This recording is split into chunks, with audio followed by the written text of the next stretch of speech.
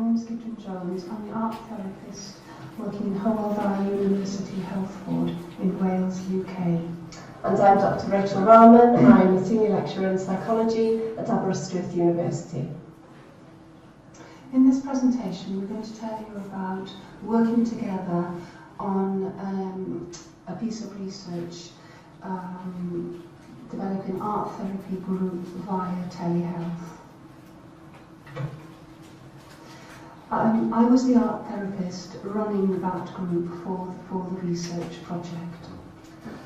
So I was the lead academic who submitted the grants to be able to run this pilot service. So I was instrumental in some of the rationale and the interest behind the research that we conducted. Dr. Martine Robson, who's also a lecturer at Aberystwyth University, she worked as the primary research assistant associated with this. So between us, we collected the data and analysed the data that we're going to present to you today. I thought I would just tell you a little bit about art therapy. And it offers an opportunity to use words as well as pictures or other creative media to express and communicate and understand psychological and emotional experience. And to illustrate this, I thought I'd share with you some work by a client. When he finished these pictures, which actually he made in his garden shed, he really wanted to show others and to share the traumatic experience of his illness and the journey to that acceptance. He painted at home, not in the session, and we focused on this 2-year process of coming to terms with the long-term side effects of the illness and treatment. And picture 1 really tells us something about the trauma of the diagnosis, the isolation and the fear and the feeling of being cut off. And the second picture shows really how hard that process of recovery is. The consultant had said to him, "You're only going to get 80% of your health back." And he puzzled, well, what did that mean? When would it happen? Will it be lost forever? This was a painful process of coming to terms with loss. And the third and last picture, showing a place he had reached, really, a bit of a light at the end of the tunnel, and an adaptation to physical limitations. The changes he had made, the skills he had developed, love of gardening comes to the fore, learn how to do Chinese cooking, his work and his passion, lorry driving, was sort of still there a little bit, but he knew he couldn't go back to his work. But he had found a place that was comfortable for him, despite not knowing still what the 20% was. So just to give you a bit of context to the research and the setting that we're working in. We are based, as you'll see here, in Wales, in the UK, but specifically the health board that Gudrun works within is Hywel Health Board, and you can see this in the bright green.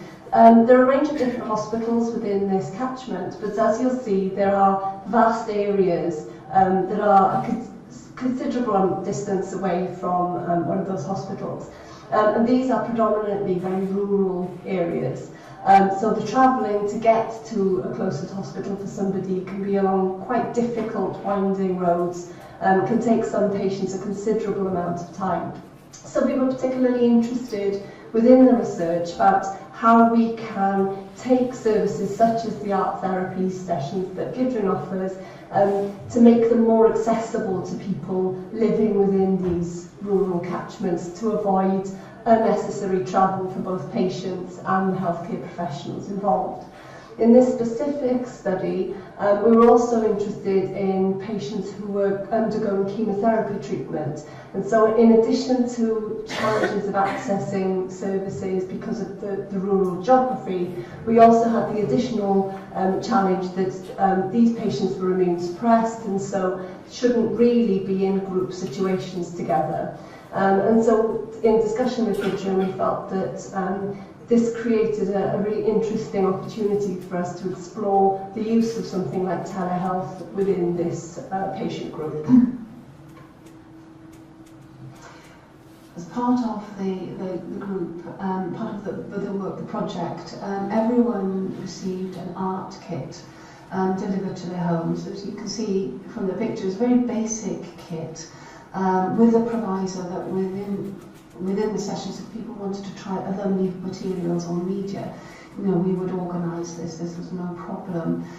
They were also provided with a laptop with secure video conferencing software. And the research assistant delivered the laptops to people in their own home and showed them how to use the equipment. And we did a link test into our meetings room. And I decided with this group, in this new situation for me, that I would use a themed approach, hoping that the themes would enhance the connection between people who were going to not know each other and be physically remote and see each other only through the digital screen. I started the themes off with a boat, using a boat as a metaphor, which people found useful in terms of thinking about travel and their journey, and also to describe a little bit about themselves and what sort of boat were they.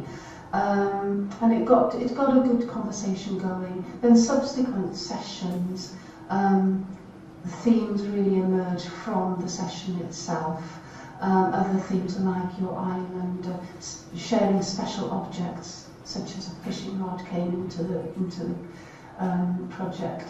And these definitely provided a useful, rich source of sharing and communication, and definitely enhanced the depth of sharing.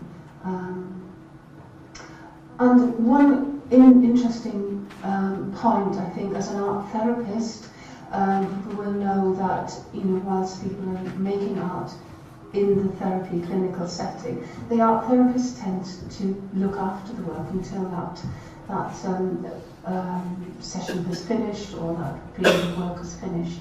And that's something I really missed, is actually not looking after the work, which has surprised me.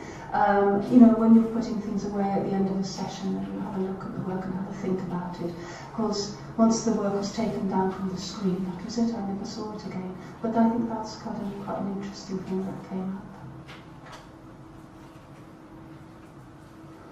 So I can't tell you how the technology really challenged me in the first few sessions.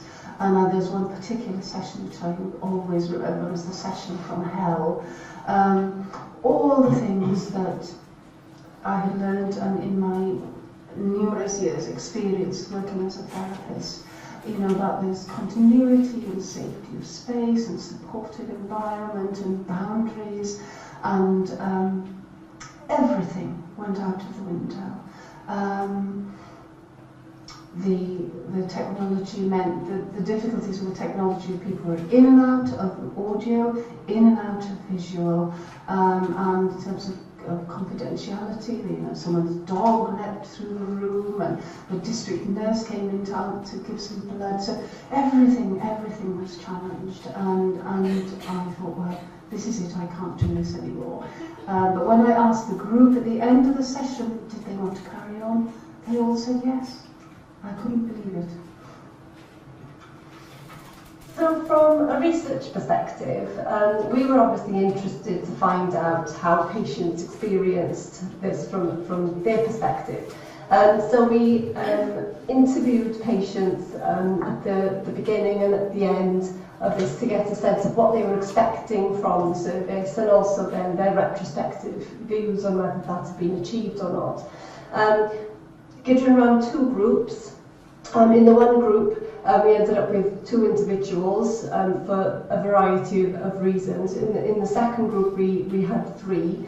As Gudrun mentioned, some of those, mainly due to the rural infrastructure in terms of broadband strengths, had varying connectivity issues. So one patient in particular springs to mind that was only able to access by audio, I think, for the whole period. The others, after a bit of work, after the first few sessions, we managed to get them up and running with full visuals, and it seemed to smooth out a little bit after that. But what I'm going to talk about in terms of the research findings is really to try and link back to what Gudrun was just talking about in terms of that kind of safe space, the support, the continuity, boundaries, and the support, so that we can convey with these things in mind from the patient's perspective.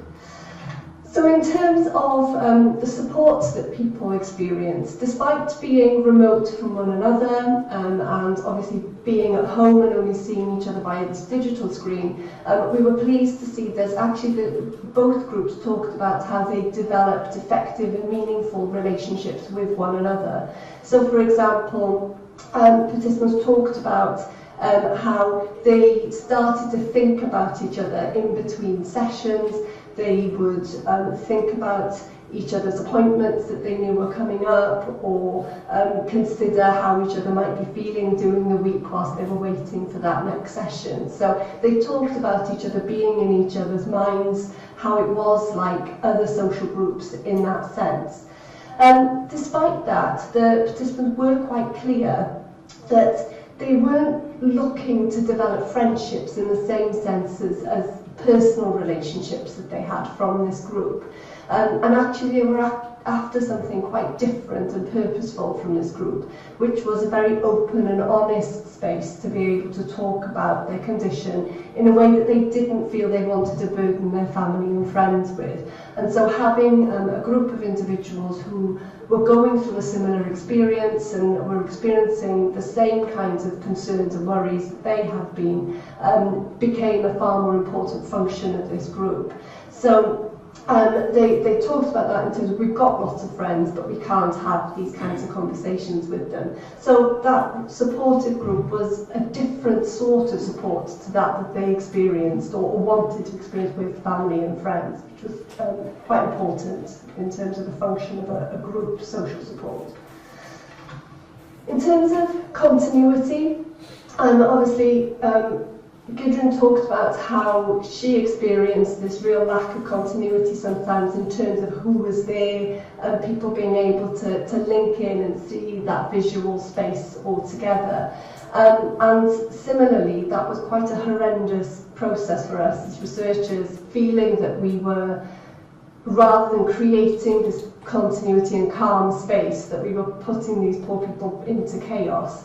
So we were actually really interested to see that when we went back to talk to people about the service, expecting people to be, damning us for putting them in this situation, actually most of these participants talked about those technological problems in some kind of positive way.